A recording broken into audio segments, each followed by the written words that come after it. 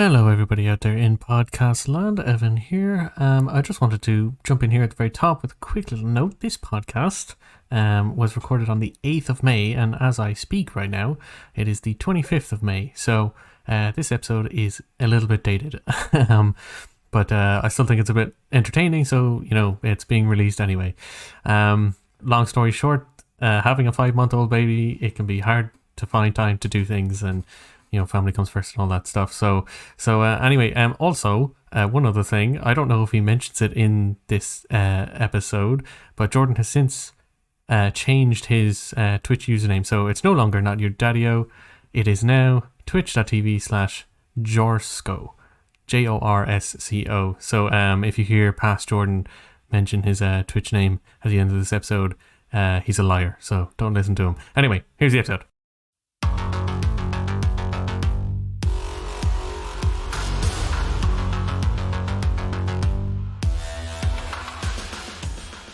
Welcome everybody to episode 3, the third episode of the Level Select podcast. With me, Evan, and this gentleman, Jordan. Me, Jordan. Hello. Hello, Jordan. Hello, me, Jordan. Hello. Smartass. So this is something that in the past episodes I haven't actually done this. We've kind of like had this conversation before we record. How are you doing this week? What have you been playing this week? Oh, me? I've been playing some games. I got through a little bit of Resident Evil Village. Villatage. Is that how you say it? And Pokemon Snap. New Pokemon Snap, yeah. Alright, cool. And what are you brief thoughts? What are you thinking of those games? Welcome to Jordan's quick reviews. They're both good. They're both great. Both good great. games. Okay, would recommend. Move on. Okie dokie. Just in terms of myself, what have I been playing? What have you been playing? Thanks for asking.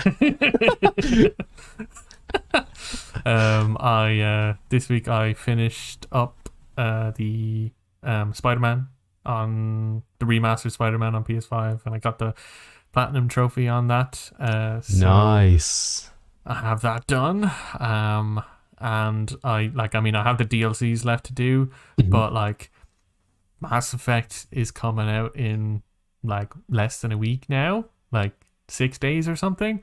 And I actually have that pre-ordered, waiting, ready to go. I can't remember the last time that I pre-ordered a game. Pre-order. So, which is hilarious because it's 3 games that I played to death like years ago. I can't wait to get back into that. So I think that might be next on my bucket list. I'll probably have to leave those Spider-Man DLCs go off by the wayside. Yeah, they're okay. I played them. They're okay. Yeah, it's kind of just about as like I'm kind of at the point now with Spider-Man where I don't know how many hours, like put in like maybe 20 something hours I think to kind of get the platinum, and like the game is good, the game is fun. Here's my quick review: Spider-Man, good game. Good game. Move on. Yeah, if you haven't played it, go play it.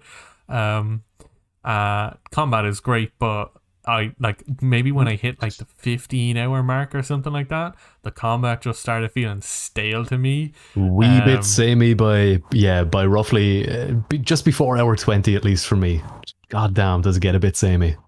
Yeah, and I know like towards the kind of third act of that game, they kind of flip things up a little bit by adding in like the new enemies that kind of come into the city, the Sable Guards, but I don't know, like they're just kind of general flow of the combat was kind of getting a bit stale. So it's kind of one of those things where I want to finish up those DLCs and kind of get everything done, but at the same time I'm like, oh, I could use a break. A little bit of a slog, yeah. So for this week's episode, there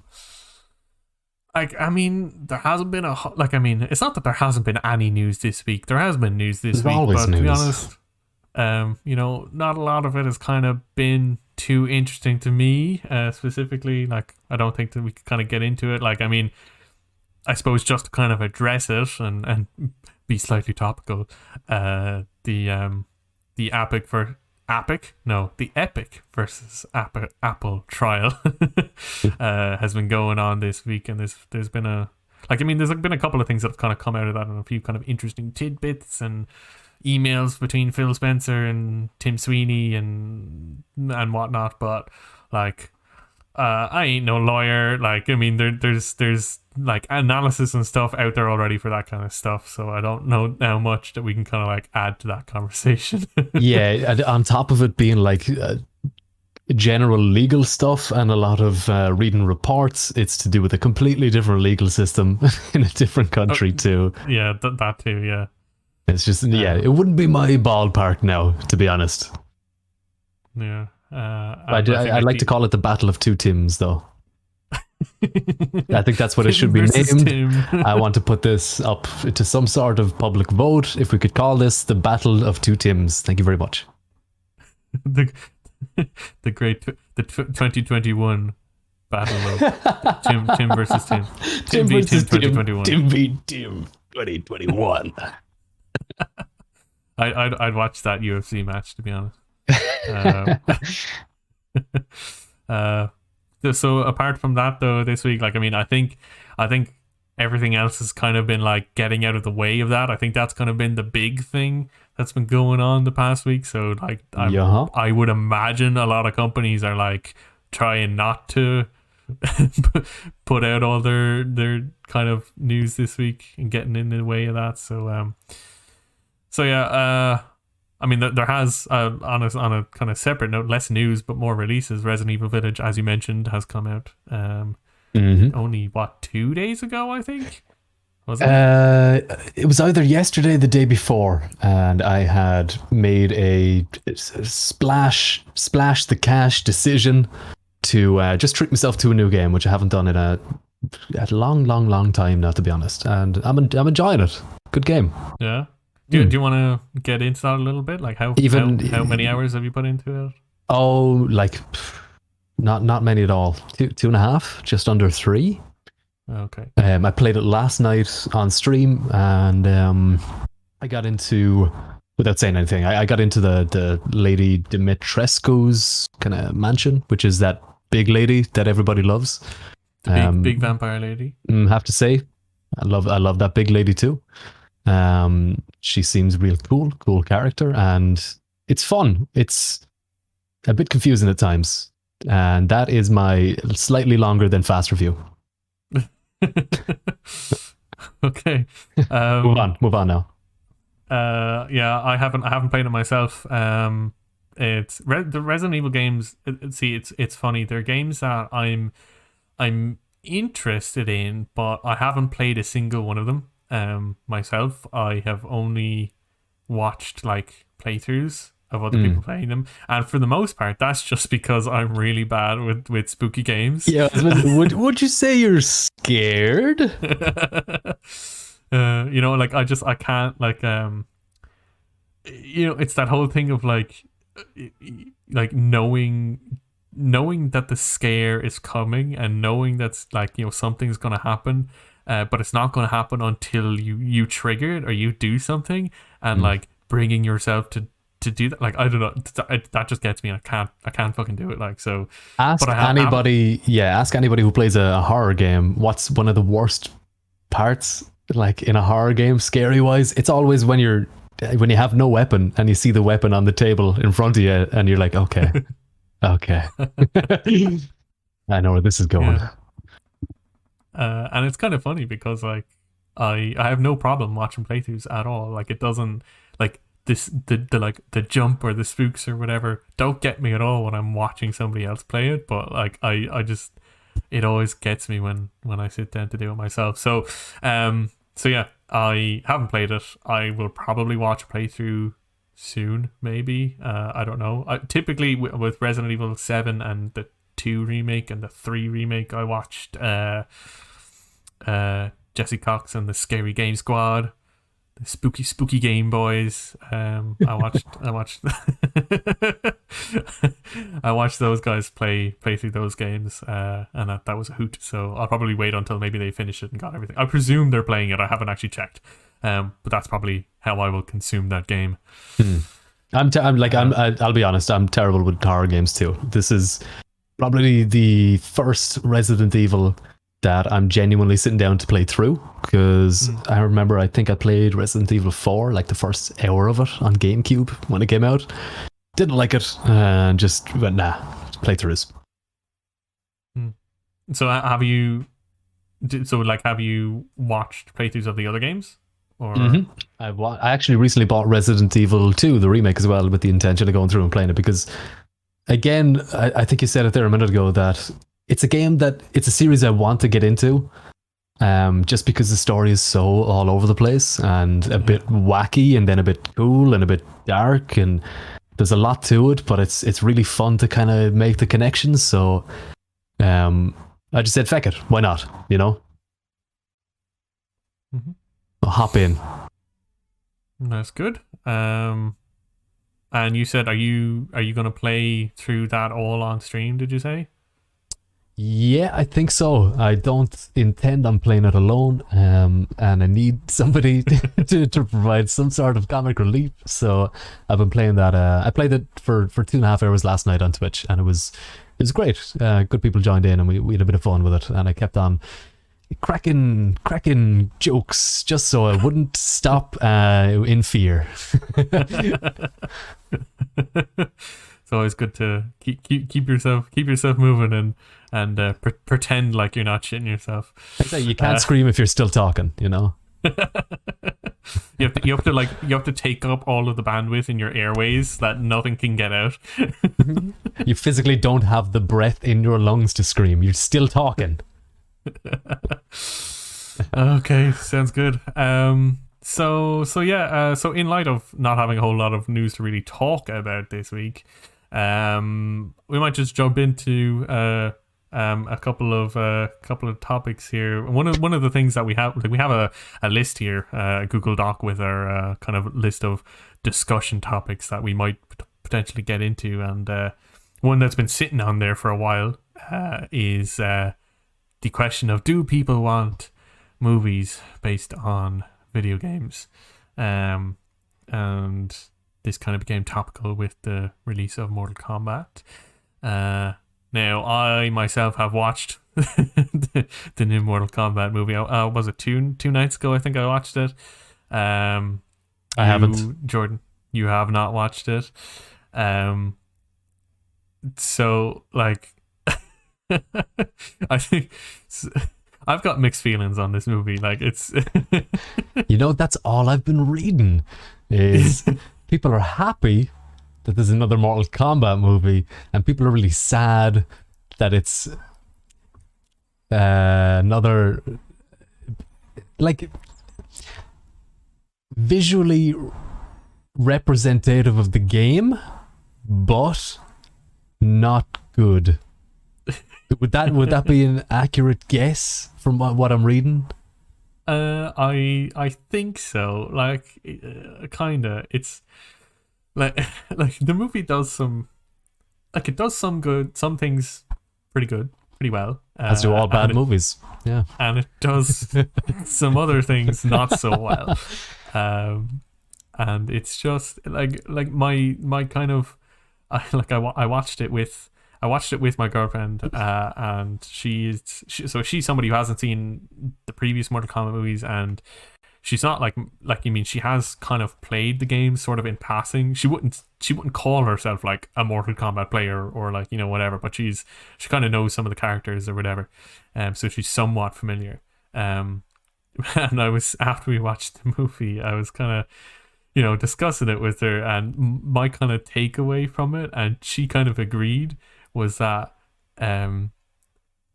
like, I don't know who they were making this movie for. Like, because you've kind of got two, the way I see it anyway, you've got two audiences. You've got the audience that knows the games and kind of gets the references and you know, uh, and like are probably hardcore and would forgive some things and kind of give a little bit of leeway if it's not a fantastic movie or whatever. You've kind of got that audience that are gonna like it just because it's Mortal Kombat. And then you've got the other audience, which is kind of like, I guess, your sort of mainstream like summer action movie sort of audience. Summer. That, you know, that needs to be brought in and up to speed and doesn't know characters, and you know, you've kind of got that audience. And it feels like they tried to do both, and as a result, neither one is good. Like they tried, like there's like some of the dialogue choices I just don't understand at all. Like there's a hand, like, so that you know, at being a Mortal Kombat movie, there's a handful of fights throughout the movie. Hold on a second. And like a couple of points, like I think early on in the movie there's a fight between Kano and Reptile, and and Kano wins the fight, is the outcome of it, and at the end of it, so he kind of finishes the fight or whatever, and then he literally like camera like pans into him, zooms to his face, and he goes, Kano wins. Nice reference. I get it. And it's just, but that's not the only one. There's a second one like halfway through the movie, and what is it? It's What, like the same joke or something similar? No, it was similar. It wasn't the same one. It was something like, if you finish him or something like that. Again, like at the end of the fight or whatever. Yeah. And then there was a third one. They did it 3 times at like essentially the very end of the movie, where fucking where Liu Kang, who's he fighting? I'm drawing a blank. I can't remember who he was fighting. Like, that's the other thing. Parts of this movie are just forgettable. There's some movies, some parts that are very memorable, and some parts that are super forgettable. He's fighting somebody, one of the bad guys. I can't remember who. And he, he does his finishing move or whatever, and like it ends the fight, and then he goes, fatality. And it's just like, I think if they 100% just like leaned in on the like super cheesy video game movie side of it, it's a video game, yeah, and if they lean into that and didn't take itself seriously and just kind of like my brain kind of thinks of almost like Scott Pilgrim. I know that's not based on a game, but it's got those kind of like influences, and it just it leans into them. Yeah, it's like very close to the actual graphic comic. Yeah, and like just like things like, enemies dropping coins and like high scores and like simple things like that or whatever. I think that movie does kind of that kind of stuff well, but it felt like, they just didn't lean into it enough, so it just felt cheesy, while at the same time they were trying to like make the movie also like serious and have it wasn't ever not going to be put in. There was I'm sure it was one of the first conversations they were like, yeah, this is a Mortal Kombat movie. What do people know about Mortal Kombat? They go, they know the song, they know the dun, dun, dun, dun. I bet that was in the film at some point, was it? That's another point. You can finish. I want to come back to that, but I'll let you finish. I'm gonna let you finish. So I would bet somewhere, even if it's a little sample of it somewhere, it's somewhere, right, in the movie. I'll have to watch it. I don't know yet. They had to go, shit, how do we do this finish him thing? Like, is it just going to be a dude in the back going, Finish him. Fucking kill him. You know? Or is it going to be an actual, oh, it's a video game. And nobody can agree. Because it's a group of people going, fuck, we need to make as much money as possible. You know, it was always going to be cheesy and in there.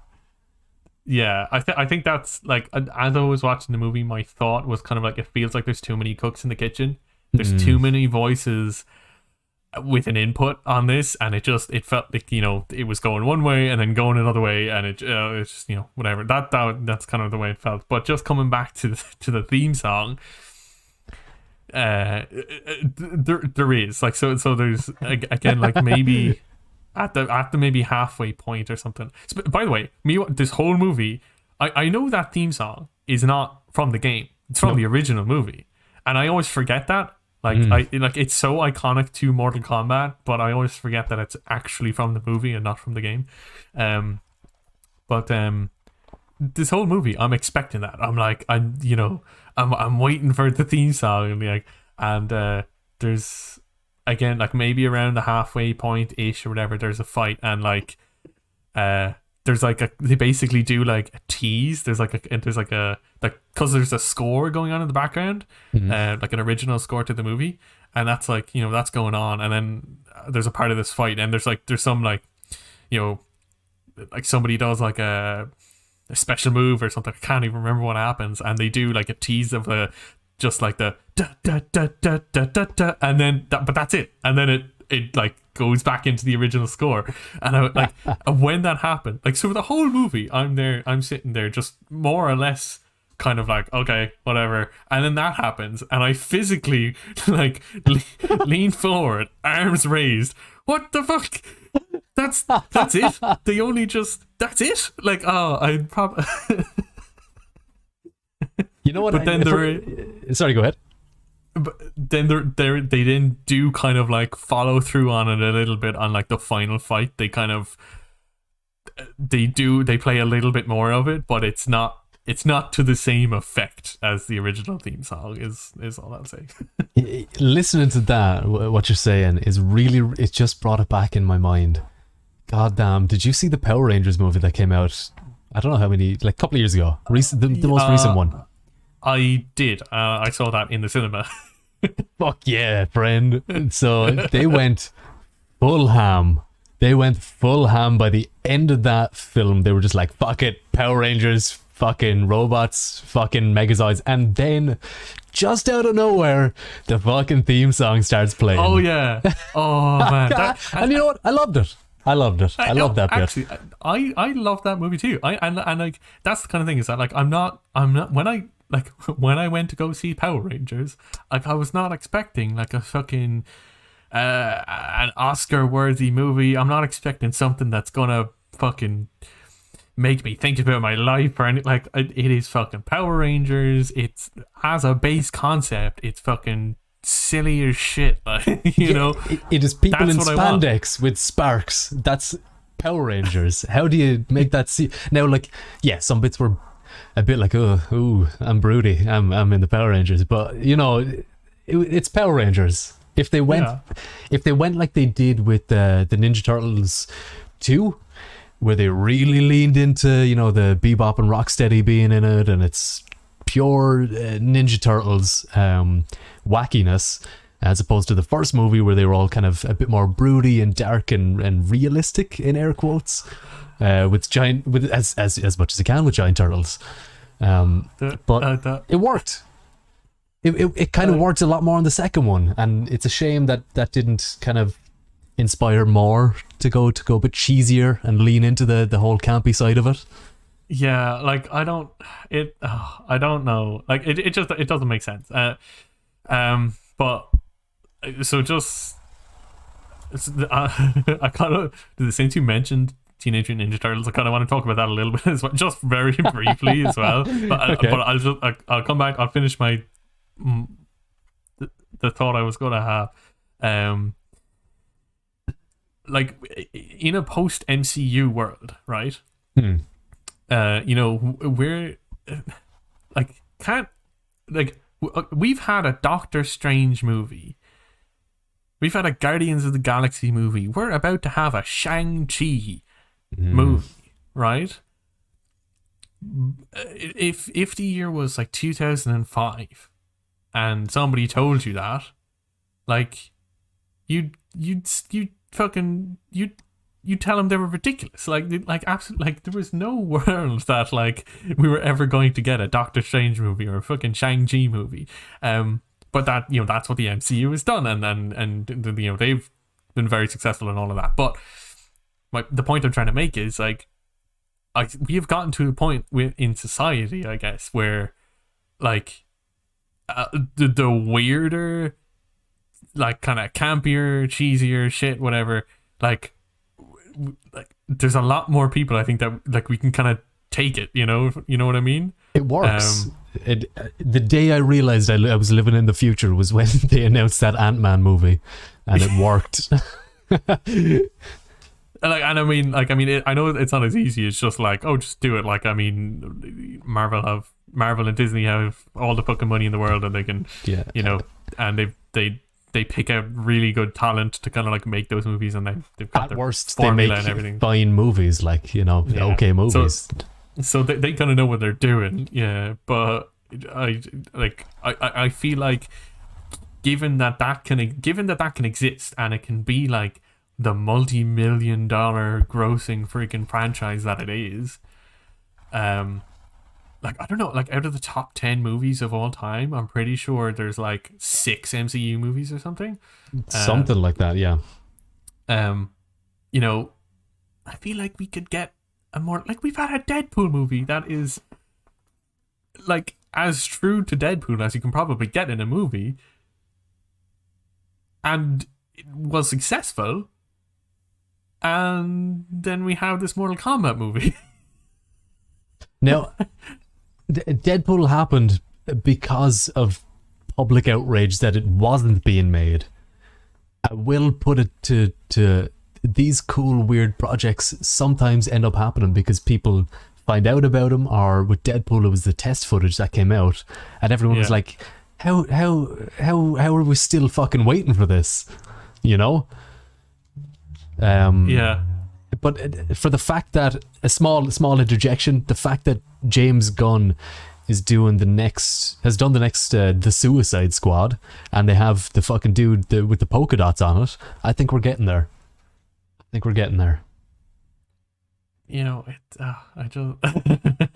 I think so too. Generally speaking, I think we are kind of getting in a good place with those movies. But this Mortal Kombat movie doesn't fit. Back to the movie that doesn't work. But I just going back to, we're all over the place here. The messy episode, okay. Just going back to TMNT, like I haven't seen the second movie. But given what you said there, I should probably find some time and watch that. Would recommend. But the first movie, I remember watching that first movie, and the point where I realized what I was in for the rest of that movie was when Megan Fox's character, it was the moment of realization where she's like, oh, these turtles are the same turtles that I had when I was a kid, but it's like, it's like that, like that's whatever, like that reveal is whatever, but the part about that made absolutely zero sense to me, right, is that like she had those turtles when she was a kid, okay, like but not like fucking 3 or 4 years old or whatever. She was probably like, I don't know, 7, 8, 9, like relatively kind of like older child kind of age, at an age where you would remember shit, right? You would remember something like the names of the turtles that you had as pets that you adored so much. Okay? Yeah, if she really liked them, If she really, really gave a shit about those turtles, she'd remember those goddamn names. Especially when they're named after like fucking Renaissance artists. Well, I tell you what, maybe if she did care, that whole thing wouldn't have happened to them. And then she's there and as an adult and she like is aware of these like turtle humans and she knows their names and still hasn't fucking pieced it together until she finds like the laboratory thing or whatever that says and then she's like, oh my god, and I'm like, oh my god. She has to look at the camera and go, did the flashback play? Oh, the flashback already. Okay. Oh my god, my turtles. Yeah. Second one though. Second one has Bebop and Rocksteady, so it's pretty cool. It's pretty cool. And I will have to go back and watch that. I think it was, I think after the first movie and after that particular plot point, I was just like, never again. Yeah, right. But like, yeah, I don't know, like I suppose there are a couple things. So just going back to Mortal Kombat, like there are, in terms of what's good in the movie, Kano is great. Like from the games, Kano is a character in the games that I gave zero shit about. Super take him or leave him, super forgettable, I don't care, right? In the movie, he was my favorite character, like by a landslide. He was the comic relief for the movie. They gave him all of the best lines. Oh, so it's not Johnny Cage. Johnny Cage isn't in the movie. Oh, I might not watch this movie now. I'm gonna boycott this movie because it doesn't have Johnny Cage. Oh, but like, yeah, he has some of the best lines in the movie. He's great. Like there were actually, like, again, like similar to what I was saying, like that moment where I was like raising my hands, like what the fuck with the theme song. I properly like laughed out loud at some of Kano's movies. They gave him, or Kano's lines. They gave him some of the best lines in the entire movie. It's great. So for that alone, I'd say it's a good time, kind of. What else does the movie do well? There's one scene again involving Kano, where they're like a bit of a Kano fanboy, huh? they're like sparring in the like in I think it's Raiden's temple or whatever. They're practicing for fights or whatever, and I think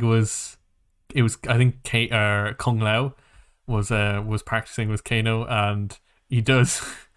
See, this is an example where they kind of took something from the game, and I found it really funny. I thought they did it really well, which is where Kung Lao like does the low kick and like trips him onto his back, and then like waits for him to get up and does it again, and then waits for him to get up and does it again, and then Kano is like, do you know any other moves? And it's just kind of one of those things, it reminds me of that guy that just like spams the same button, and just like, you know what, yeah, that's a cheesy bit that works, because I'd seen the small snippet of that part and I was like, okay, yeah, I did that, I was that guy. And I think the reason why it works is because it's slightly meta. It's not something that's like, it's about those people that just spam the same move, and it's not actually about the it's not just somebody shouting that, or like dead stare into the camera, fatality, like, oh my God. Yeah. But yeah, so that was a good scene. And to be honest, that's probably all what the movie did well. That turned into more of a conversation about, I suppose, being true to what you're adapting with a good jumping off point of Mortal Kombat. It can be done, and it usually only happens when the serious part fails, and then they go, oh shit, we have plans for a sequel. I suppose we're going to lean into the other side now and see what happens, and hopefully that would happen with this movie. But since it's performed not too well, I don't know. Like, I would love to see I'd love I say Snyder cut, but like I don't want a 4-hour Mortal Kombat movie, but like I'd love to see a re-release where they just, maybe they just mess with the editing, I don't know, just like change the tone, so they're not so serious. And that's the thing. There's parts where they're so serious and it's very like, so heavy and serious, and they're trying to do this one thing, and then there's the other part where they're leaning in cheesy. And if they just leaned into the cheesy part, I think it would have been a much better movie. Tell me, do you think after watching the movie now, in your opinion, that this was one of those movies that had some stuff like that shot, either just in case or it was cut out, where it kind of made it maybe a bit sillier or a bit cheesier or something? Or does it seem like, no, this was shot straight, it's meant to be broody? I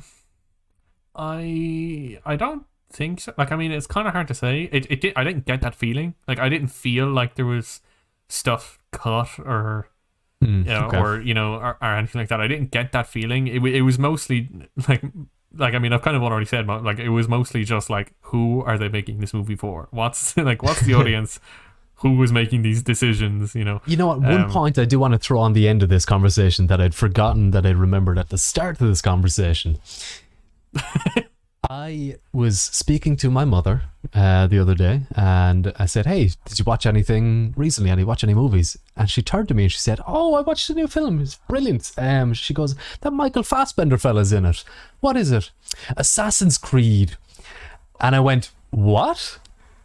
And she was like, "Yeah, loved it.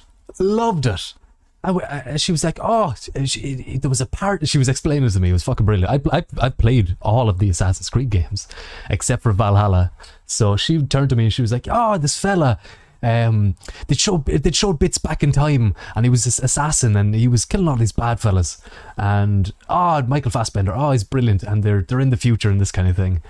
And I said, I told her then I played all those games. I know all the storylines, and I said that. Anybody who's played the games has told me, I haven't seen that film because people told me that it's boring. That it's a boring movie. So I was just kind of flabbergasted that my mother, who's 50, sorry, Mum, and she was like, "Yeah, I loved it." And I told her it's probably not getting a sequel. That got panned. She's going to have to play the games. get your mum a PS5 and she can play. I said I'll get you an Xbox for Christmas.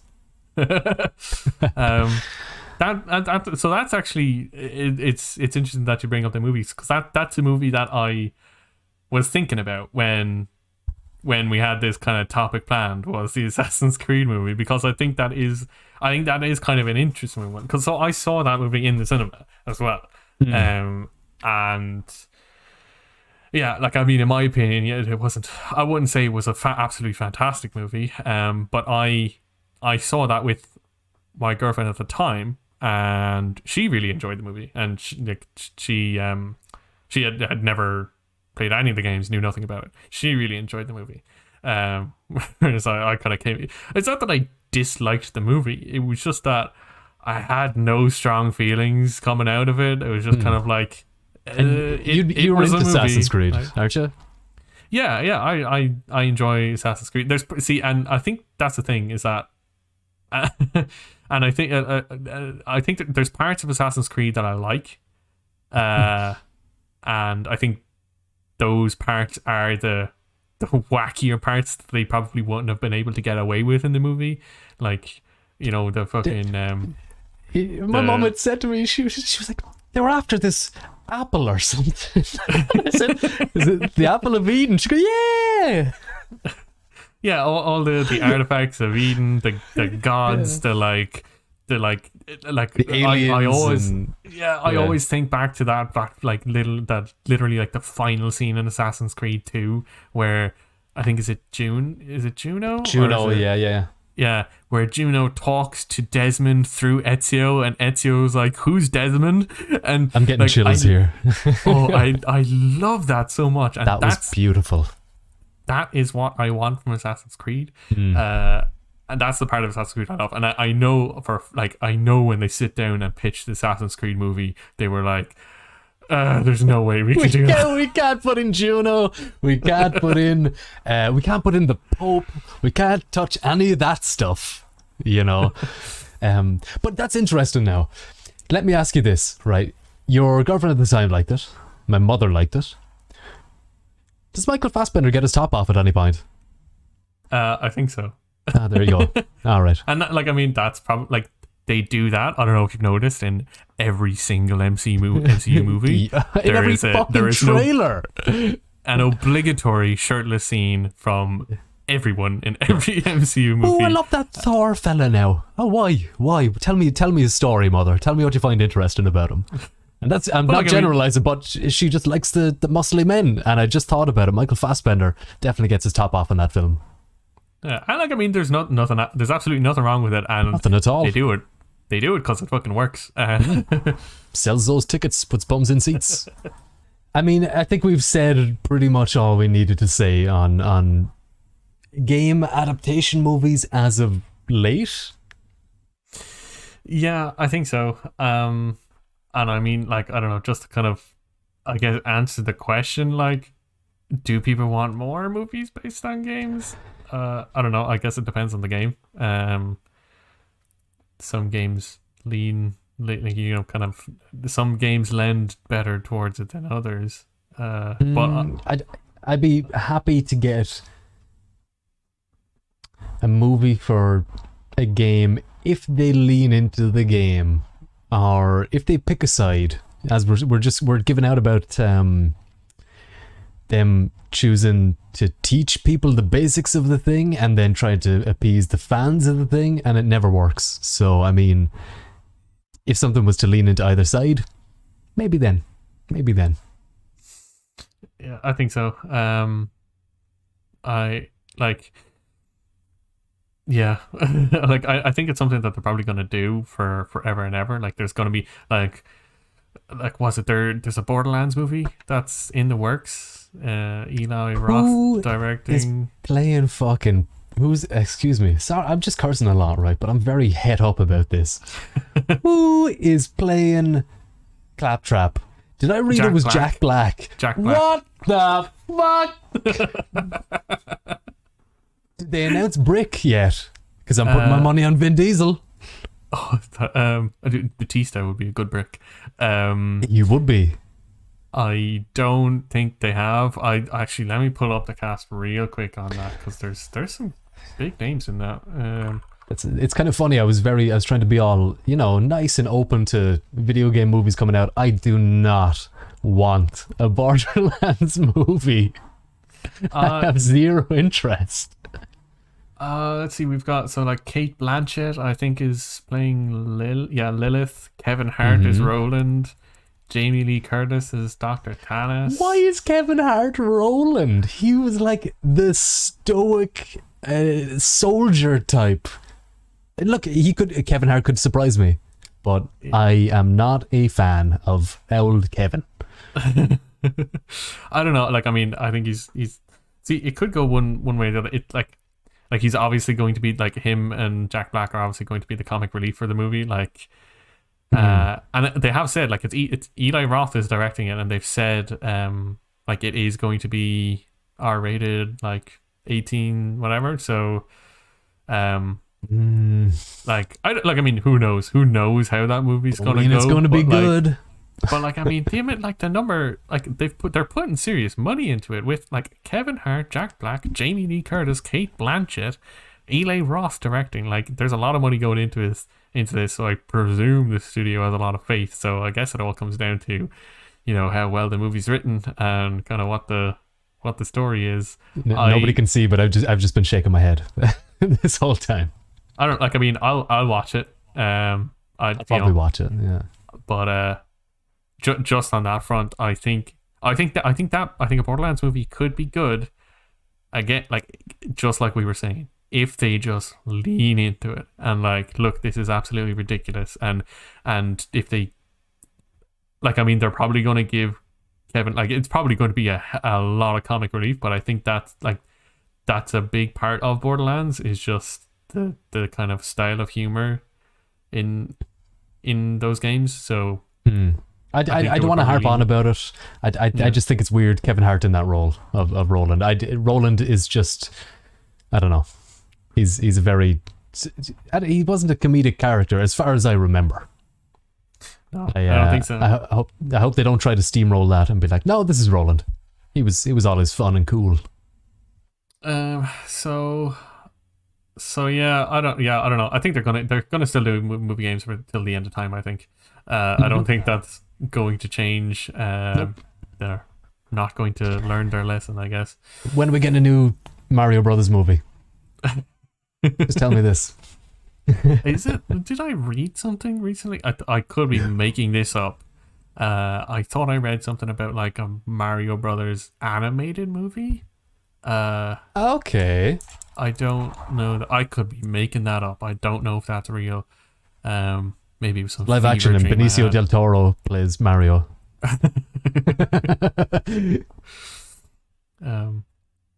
Yeah, I don't know. So moving on from that though, I guess just looking at our list of topics here, Jordan.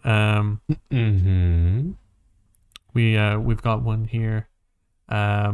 I guess we can kind of talk about it a little bit. We've got about maybe 20 minutes left of recording. Kind of just do a little bit of a conversation on it. We've got E3 coming up in just over a month or so. Yes. One of the things that we kind of have here is, I guess, our general thoughts, I guess, on digital industry events. E3 is fully digital this year, and like the Game Awards last year, Gamescom last year. There was no E3 last year, but a number of like Sony Xbox and did their own Microsoft thing, and Nintendo does their thing. So like we talked about it a little bit before recording, but how do you? Okay, so I guess the first question is my first question is: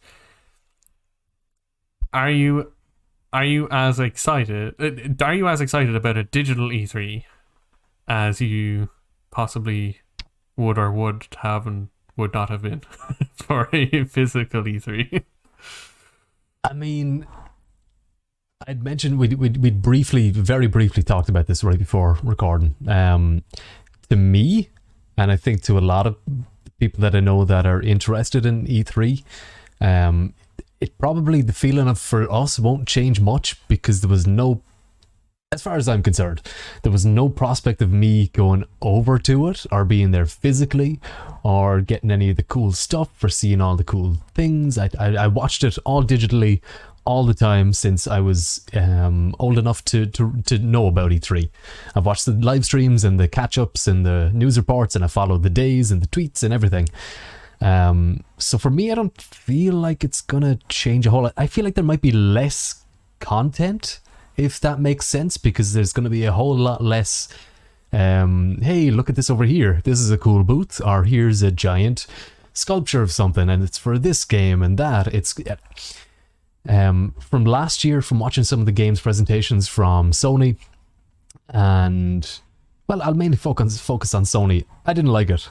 I don't really like them cutting between fucking bedrooms and presenters looking at webcams, and then it's just a bit strange to me. I know the on-stage presentations were kind of a little awkward sometimes, but there was that sort of real awkward and kind of a bit of funness to it and a bit of quirky to it. But with these, I don't really have much of an interest, I'll be honest. What do you feel?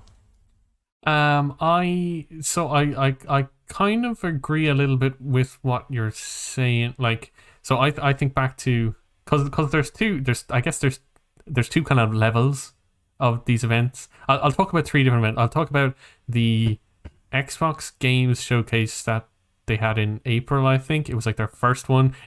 Last year it was the one where they were saying this is going to have a lot of gameplay, and they had no gameplay. I'll talk about that a little bit, and then I'll talk about that Sony. I don't think it was, maybe not the one where they showed off the PS5, or was it the PS5? I think it was that one where they last September. Where they announced Miles Morales and they showed the Forbidden West trailer. That's the one I'm thinking of. I'll talk about that a little bit, and then say like the Game Awards or Gamescom and Jeff Keighley's shtick. So because those are the three different kinds of events that I think we get. in the digital world. The Xbox showcase is the one where it's people's webcams in bedrooms and swapping between webcams and trailers and whatever. I'm not a big fan of that format. I think, like, I mean, hey, look, like, I mean, that was what, April, we went into like lockdown around like March or whatever. So, like, I mean, they were figuring out. Yeah, look, I mean, they it's not like they could cancel it or whatever. So, like, I mean, they were trying shit out or whatever. So, like, I mean, it's understandable. But I don't think that format works. You mentioned, I think you might have mentioned before we recorded about Phil Spencer and his shelf. Oh, you cheeky boy Phil. I think that's become such of a meme now that I think we have to see Phil Spencer's shelf every time there's an Xbox anything. So, like, I don't want any more webcams, but I want more of Phil Spencer's shelf. I'm a Phil Spencer fan for whatever that means. That man can get up on stage and just talk kind of for a few minutes, and I'll watch him and I'll listen because he's a bit of fun. Then so the second style of event we get is like that Sony one. Now, I see. I think there was two Sony events last year, wasn't there? There was one in September for the PS5, like what it looks like reveal and the price and details. I mean, sorry, and the one before that was what it looks like. I think, wasn't it? Is that right? I think so. Yeah. We were waiting forever for the price. Yeah. So and I think because the way I think about it is, Miles Morales was announced, I think, at the first one. That was like around August, July or something, I think. Yep. And then God of War Ragnarok was announced at the second one. But I can't remember if there was much of a difference between both of those or if they were kind of done the same sort of format. But from what I remember, that was just trailer into trailer into trailer into trailer into trailer and like no webcams and no nothing. It was just, all right, here we go, here's all the trailers, and like, I don't know, half an hour, 40 minutes. It felt like a GameSpot kind of, here's the 10 trailers from E3 kind of a thing. I think that works well. Like, I mean, I think that's better than the webcam thing. I think so, yeah. I don't know that that's what I would want out of this E3, which is funny because that's kind of what everyone complains about. E3 is just show us the games, just give us like a 2-hour conference and only like half an hour's worth of trailers or whatever.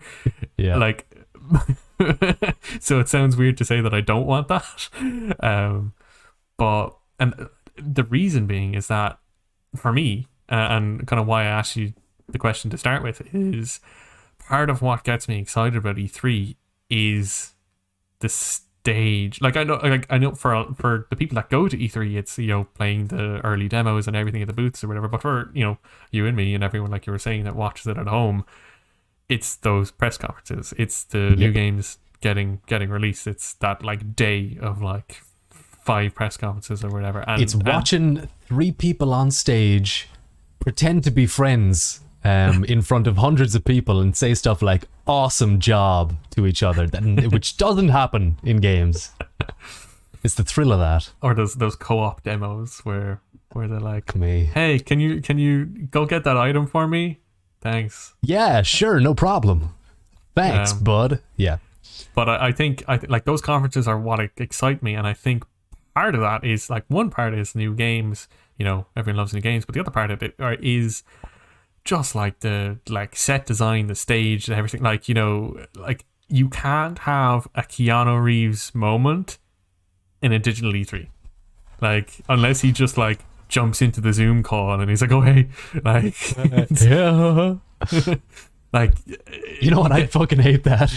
Absolutely. If it was a thing like, "Oh no, there's somebody hacking our Zoom call," and Keanu Reeves is like, "Hey,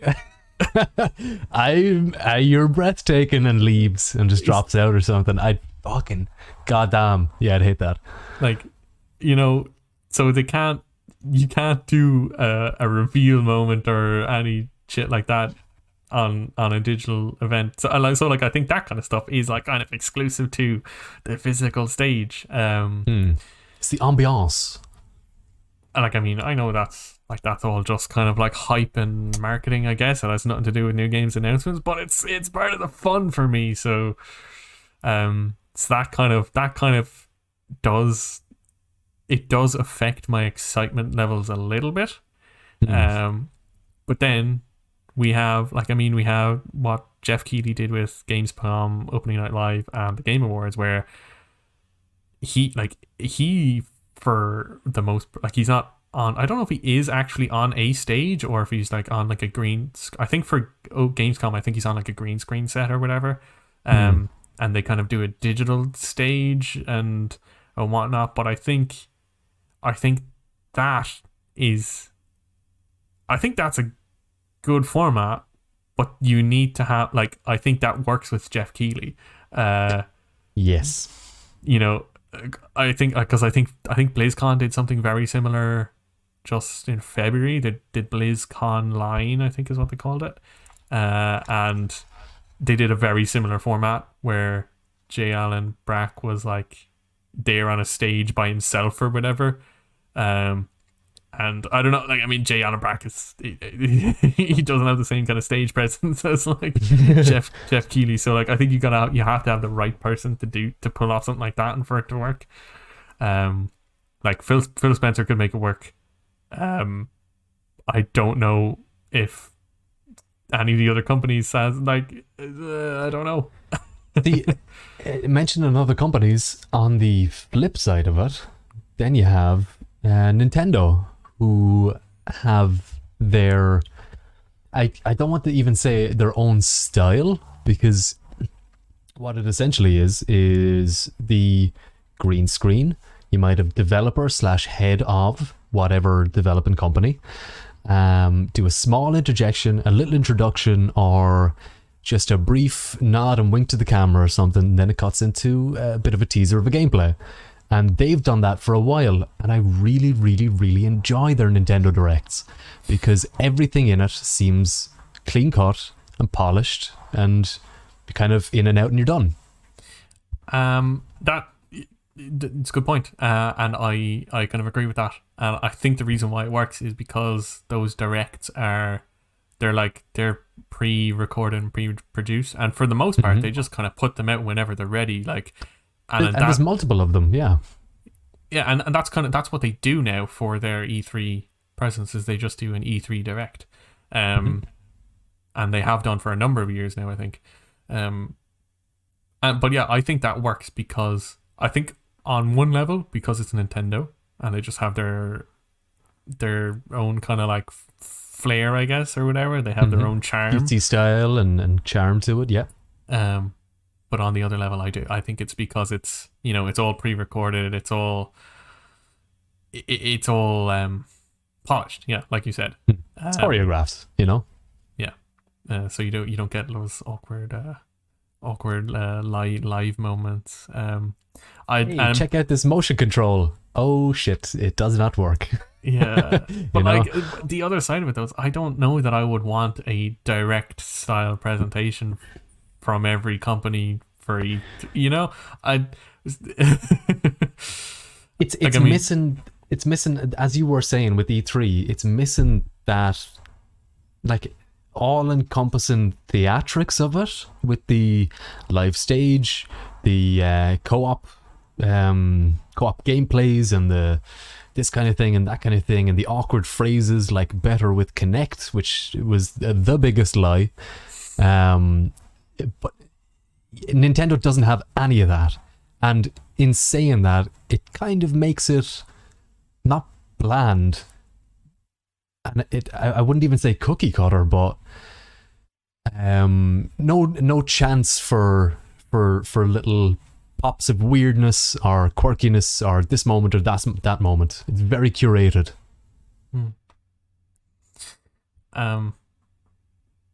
So like, I don't what am I trying to say? I had a thought and it's just gone. It's left my head. You didn't want all the companies to do like a Nintendo Direct style thing, and I'd agree with you.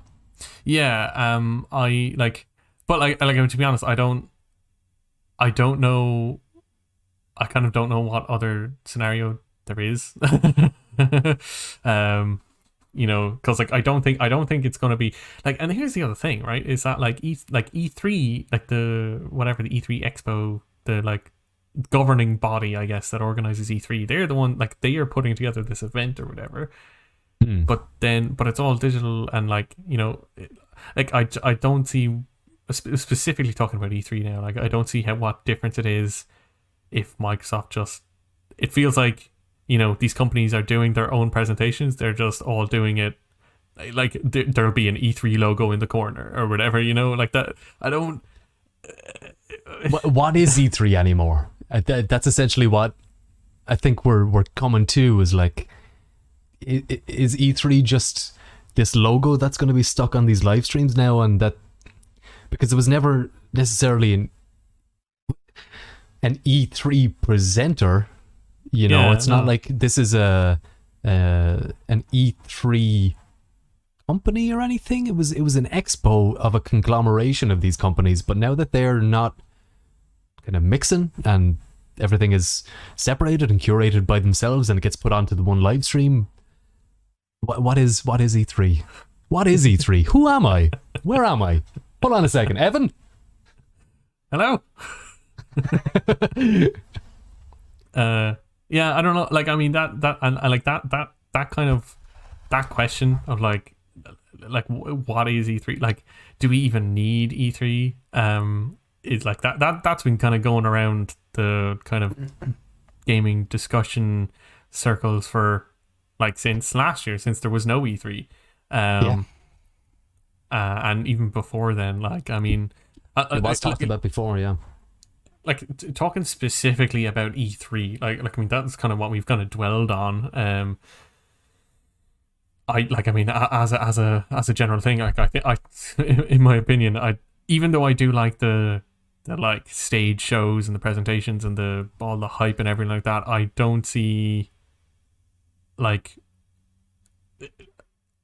the only kind of like advantage I'd see of it being E3 is that it's all happening in the one weekend or whatever. It's all of your game announcements from all the companies for like the next year or whatever, 2 years, whatever. It's all happening on one weekend, and it's like an event. Like, well, that's stupid. It is an event, but like it's almost like, I get what you're saying. Yeah, if you compare it to like the Super Bowl or whatever, you can get people over and you can have drinks and just watch this for the fucking weekend. E3 party. But I don't think it makes sense. Like, Nintendo has shown that they can do their own things outside of E3 and they're not missing anything. Sony has like pulled out of E3 for the past like 2 years and they're doing their state of plays. They don't need to be part of E3. And like Xbox did their own thing last year, and like, I mean, for the most part, like got on fine. So like, I think E3 is, I would be surprised if it sticks around for another like maybe, okay, we'll have it this year, maybe we'll have it next year. I would be surprised if it keeps going after that, because like, I think you touched on it there just as you were talking, where you'd said nobody's missing anything.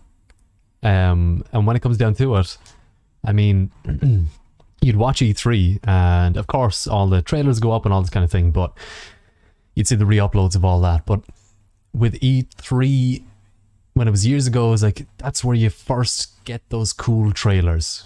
Or there's where you see a gameplay, there's where you see a game announcement, whether it's big or small. And you could miss out on it for a day or two or a couple of days, and then you'd be like, oh shit, I didn't hear about that game, blah blah blah, I'll have to look into it now. But now, do people really miss out on these on big gameplay trailers from the likes of Sony or Microsoft or Nintendo? I mean, I don't think a Nintendo Direct has slipped under my nose without noticing. I don't think a State of Play has gone by without me seeing a new title pop up for God of War or something. And I don't even follow Xbox like Microsoft's, but I don't think that's gone by without me on day one seeing Halo Infinite gameplay when that came out. So I don't know. I guess it's up to personal choice. I don't miss out on a lot of big gaming news, because if it's big enough, it's going to pop up, and it's from one of those 3 companies. That means it's big enough in the first place. Yeah, and I think that's like a side effect of the like social media age that we're in, because obviously like E3 started in what, like 1990 fucking 8 or something. I don't know the exact number. That might be wrong. That's probably wrong. In the olden dark ages, Jesus.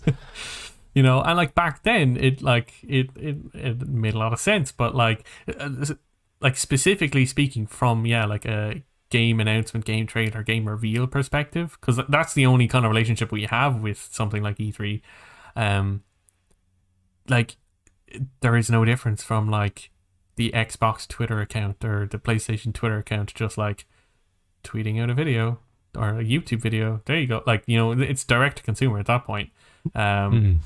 You know, obviously the advantages of a physical E3 are the like, you know, game demos, early access stuff, and like at that point it's more for like press and reviews and stuff like that, and that's kind of been the case since the very beginning.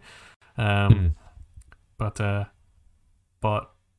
yeah, but then like even just kind of speaking on like early access to game demos, again pointing finger to Jeff Keighley, he's done his I think as part of the Game Awards, and maybe no, completely separate, the Steam Awards.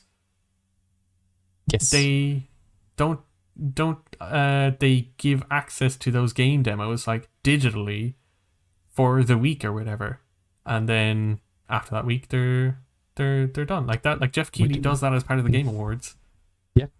And I'm pretty sure it happens as part of the Steam Awards. Or whatever. So like we're at a time now where like you don't need to be at the physical E3, even as like a press reviewer person, to get an early access demo to do it. Like it doesn't make sense anymore. We live in the future, and E3 unfortunately is a product that, fair play to it, has lasted this long from the 90s, similar to myself, but it can't go on much longer. It's breaking down slowly, and people are becoming less and less interested. But I mean, it's going to happen at some point, and I think it's happening. We're seeing it happen.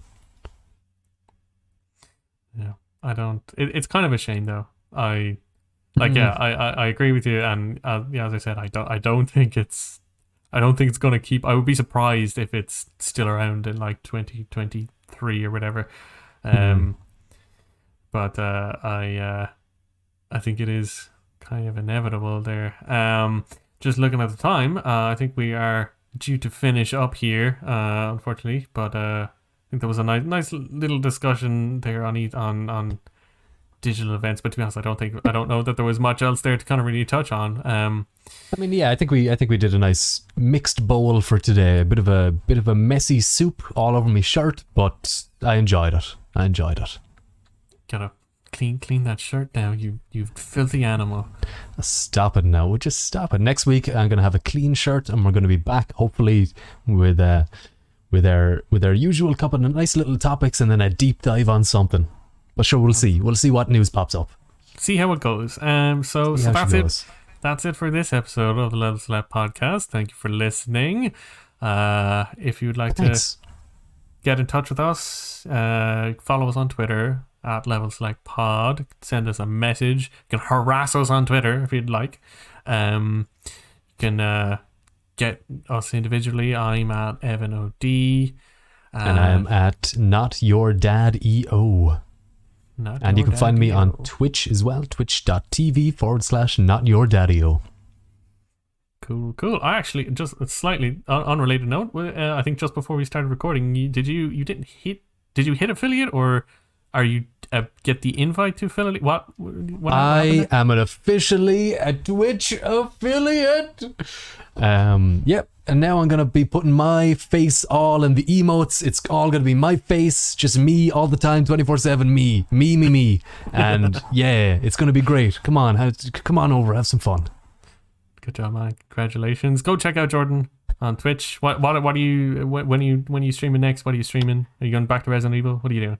I'm sticking to and trying to stick as best as I can to a rough schedule of mostly 4 to 5 days midweek. So usually Monday, Tuesday, Thursday, Friday.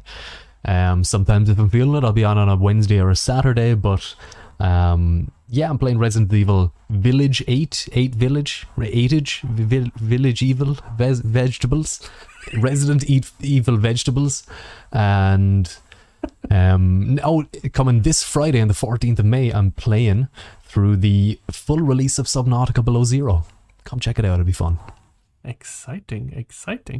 And if you would like, you can email us here at the podcast at podcast@levelselect.net. And that'll do it. I'm pretty sure. I don't think I've got anything else there to plug or go through. Find the podcast on all of your things. You can find it on YouTube, Spotify.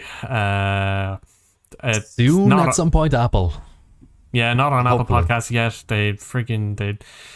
Tim Apple is busy. God, he's busy at that epic trial. They just Vote for the battle of two Tims. Tim v Tim 2021. You have any closing remarks? Anything you'd like to end on?